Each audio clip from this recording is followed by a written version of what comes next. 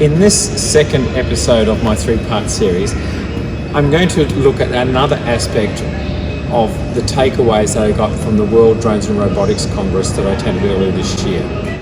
The Congress is very important in covering a raft of technical, legal and regulatory compliance requirements, but I also want to quickly cover another key component, and that is the supportability requirements. In today's episode, I'm going to talk about developing a supportability plan.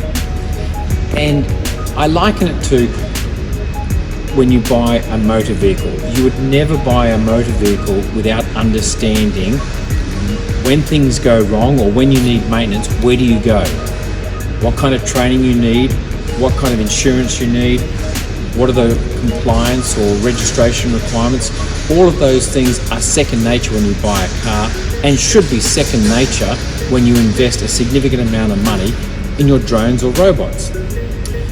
So that's all part of developing a supportability plan for your acquisition.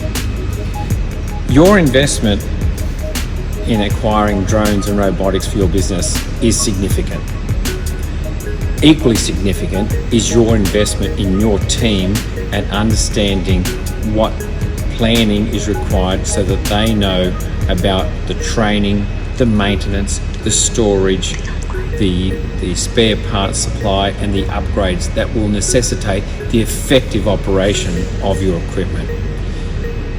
You wouldn't buy an expensive motor car without understanding all that. So the same applies for your team and your equipment that are part of your drones and robotics acquisition.